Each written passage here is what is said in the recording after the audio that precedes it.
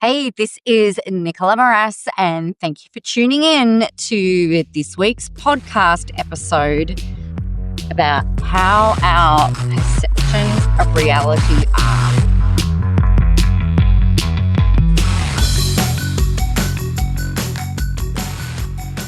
So, I am literally just on my way driving from Adelaide to Mildura to go spend some quality time with my daughters, and the boys are going to come up a little bit later, but I was driving part way and I decided to do a brief detour. So I have been in the process of building out my new keynote collateral. So what that means for those of you who are not in the industry or unaware, we have the process that we follow, and we've got to have our slides all done, and all of those really cool things. But part of this process is determining what stories we're going to tell in what order at an event, so that we can create the outcome for the people that are paying us to be there. So if the booker or the event organizer is like, we want our people to walk away feeling motivated and inspired, then that's great. There's a set of stories that I've got to pull out for that. If the event organizer wants their people to feel or to reinforce a certain message, then there's going to be different stories that I might tell in order to reinforce that message. So it's really very similar actually to the process that I would go through if I'm writing a blog or if I'm recording a podcast. Most of the time I'm like, all right, what's the problem that people have told me that they're having in their life, world, business, and what story and or process can I tell them to inspire, motivate, educate, add value to their life and their world without me needing to be in the room. So I've been doing this for the last, 13 years. And, I find that process very easy. When it comes to me applying this into keynotes, though, I'm like, oh, what stories am I going to tell? This is really tricky. And one of the things that I've been thinking about is the story that you might have heard me tell about when I was a child and I would be performing at the back of our property to my biggest audience that I have ever performed to, the hundreds of thousands of pieces of wheat or crops that are growing out of the ground, waving at my brilliance naturally, and being my best, most amazing audience to date. So on this drive from Adelaide to Mildura, one of the ways that we can go bypasses the turnoff that would take me back to my childhood house that I grew up in. So in my head, my home that I grew up in, the home that I grew up in it's not a big house, but it's certainly not little. The property was 2.5 acres. So again, like it's not a small, tiny little house block. It was big. The house in my memory was kind of set a little bit back. It was a brown brick home and it had the red coins on the corner. And there was a driveway off to the right with the carport and the garage, and Dad had his shed over there. Behind that, there was the garden area and a pergola and a pool, and then a bit more about halfway down the back of the block is where we had the horses kept and the stable and the yard. And then behind that, there was another section of our property that was a little bit more free-flowing, I suppose you might say. There was gum trees, and I remember like soursops and clover, and we'd have bonfires back there, and my dad built a really cool barbecue, and it was in that part of the property where the boundary fence was. So the boundary fence is sheep fencing. There was some wooden posts mixed with star droppers, and it was on those big corner posts that I would stand and perform to the world's greatest audience. No offense to yourselves. And I was like, oh my God, I'm driving along and I'm so close to the turnoff. I'm like, oh, screw it. I haven't been past the house in years. And it's like, I wonder if I can get a cool photo to pop up in my slide deck that would show and capture the the space, the actual environment of where I was literally performing to these cops. So I rerouted my GPS and I was off on about a 20-minute detour, so not very far along in the scheme of everything. And I pulled into my street and I've driven straight past the house. I'm like, how the hell did I even do that? That's ridiculous. And it was really quite easy. Like all of the front gardens were kind of like overgrown and they all looked kind of the same. And I'm like, what the hell is going on?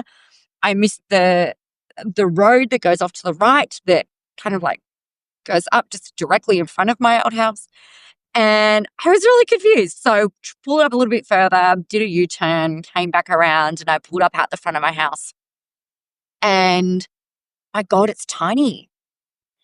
The front garden is nothing like the pride and joy that my parents literally planted and grew a lot of the time from seedlings through Tree for Life. They bought seedlings or like tiny little rootstock and tiny punnets of plants. But the front of the house, I'm like, oh my God, this doesn't even really look familiar. They've got this carport off to the left, this garage thing off to the left. I'm like, oh, I can't even see down through where my brother used to ride his go-kart down the side of the block. And I'm like, oh, this is so weird. I don't know how I feel about this. So all of these memories that I was completely not expecting came flooding back. And it was like this really weird disconnect with what my eyeballs were seeing and what my brain was remembering. So obviously I'm not going to go and knock on the door. It's number one, it's a weekday. And the gate was actually looked like it had been padlocked shut. It was one of these country gates that, anyway, looked like it was padlocked shut. So I thought, I'm not going to go and knock on the door. Not that I had any intention of going and knocking on the door anyway. And I kind of thought in my imagination, how fun would it be to go to your childhood home and just ask if it would be possible to go and recreate the memory of me standing on the post at the back of the block doing the things that I chickened out. I did not do that. And by the way, it looked like the padlock was on the gate. So whether it was closed or not, I don't know. But as in, I don't know if the padlock was actually locked or not. I don't know. But there was no just walking up to the front door regardless. Probably a good thing. My hair's not washed. And so I'm like, I pulled out and I've ended up turning right onto the road that one of the main roads that the property that the other blocks come off on. And so at the back, I was like, as I'm driving along, I thought, oh my goodness, could you imagine if that farmland had been developed and I wasn't going to be able to get the photo that I wanted or see what I wanted and be reconnected back with that moment. So I've pulled along and sure enough, there is no development. You'll be very pleased to know it's still this very big block of farmland, except it was just dirt because the crops aren't growing yet. So I pulled over and did a U-turn actually so that I could take a photo on the correct side, just directly out of the driver's side of my car. Got a photo and I was able to get a photo of the fence post. I was able to get a photo of the area. And whilst it doesn't look like I remember, and it doesn't even feel as big as I remember, I'm probably the same height as what I was, but it took me straight back to standing on the fence post, singing to the crops, living that dream in my mind of being a performer, an actress, a singer, someone on stage, television presenter, and just feeling really, really free. Just because it looks different, though, doesn't mean that my perception of how that was at the time was wrong. It's just different. So I guess what I mean by that is we can sometimes distort things in our heads, and we can think about things not always the way that they are.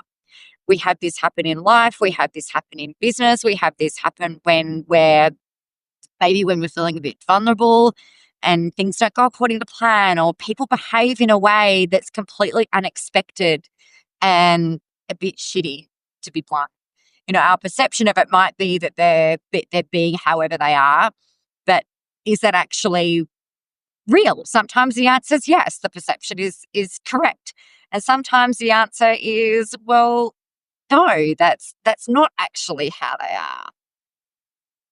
The other thing that it got me thinking about, though, is how often humans forget that the ideas that we had for what we wanted our work to look like can actually come true. So what I mean by that, um, I didn't ever think as a kid that I would be speaking on stage or being a coach or a mentor. It wasn't a thing. Like, oh my goodness, I'm talking like a long time ago, more than 20 years. And I'm just like, I think about what I'm doing now, and I feel like this is absolutely, what it is that I'm here to do. Have you had those moments where you're like, where you walk out of your office, or you walk out from a client, or you walk out from a customer, and you're like, man, this is what I was put on earth to do. This is the best. This is fun. This is fulfilling. And that can change over time, right? Like, I remember feeling like that when I worked for one of the major banks in Australia. I was a home finance manager. So I would be in my office. I would be working out plans and trying to work on a strategy to help people buy their own home or buy an investment property or sell their home. Not that I was a sales agent, but I would work out what the implications were or how they could do it, what they would need to do next. And I really loved that it was about building relationships and helping. And I remember one day walking into dinner with a girlfriend, actually, and just saying like, oh my God, I had that, like, I'm wrecked. I'm tired, but man, I've had the best day. Like, this is what I'm here to do. This is so fun. And then when I was running events at the bank, I remember saying to a different girlfriend who also worked at the bank, I was like, oh man, like, this is so cool. Like, this is what I'm here to do. And incidentally, she told me about a client of hers who was a motivational speaker who was making like 200 grand a year speaking around for organizations. And I was just like, what? That number of revenue was so far away from what I was making at that time. And I was gobsmacked that people could be paid to speak. I did learn how to speak publicly through a course that I did. It's like, right, I need to learn how to do this. I need to know how to speak well. I need to know how to tell stories. I need to know how to tap into metaphors. I need to know all of those types of things. Not that I had that language at the time because I didn't know. But I went and learned all of that and studied to be a style and branding coach. And then I studied some more, and then I practiced and running my own events, refined all of that. I guess where I'm going with that is that when I was coaching full time and a lot, I loved it so much. Again, it was like, man, this is what I'm here to do. This is what I was born for, as well as being a mother and a wife and, all those things. And so with speaking now, it taps straight back into that. Damn, this is what I'm here to do. This is what I was born for. And the feeling for me is the same as standing on the fence post at the back of the property, performing to the crops, the songs and the TV shows and all of those things that I was living in my imagination. It makes me feel the same as that. So for you, I bet you didn't as a kid say, I just really wished I could be overworked and burned out. I bet you didn't say to yourself, oh, I wish that I was stuck in an office all day long, not seeing the light of day because I have to work so many hours. I'm sure it wasn't any of that. What was it that you really wished for? What was it that you really wanted to do?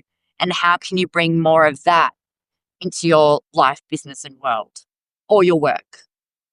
How can you find that thing that has you saying, this is what I'm here to do? How can you do more of that? Because that's where we have the most joy, the most job satisfaction. We end up leading better. We end up feeling better. We end up being better versions of ourselves because we're coming from a place of having more joy in our life. And let's face it, we're at work for a minimum of 8 hours. I don't know anybody who works an 8-hour day, by the way, but, if you're like being at work for 8, 9 hours a day, we spend more time in our week doing that than we do with anybody else. So naturally, to me, we want to have more joy. We want to have more job satisfaction. We want to be able to lead better. We want to feel like we're bringing our whole selves to the table. Now, yes, that perception of what you wanted or the reality that you had when you were a kid might look a little bit different to what it is now. And maybe the expectations or the dreams, desires, and goals that you had are not the same as what you have now. And that's okay. How can you rethink, rewire, and reinvent yourself and your life and your work life to bring you more joy? Because really, at the end of the day, that's what it's about. We end up being better humans for it. And my name is Nicola Moras. I would very much love to hear your take on this and any insights that you have had for yourself and about how you're bringing more joy to your life and into your world. And maybe you've had times where you've traveled back to your childhood home and been like, this is nothing like I remember. Maybe it's just me. Regardless, get out there, go help some people, and remember that the world is ready for your brand of awesome.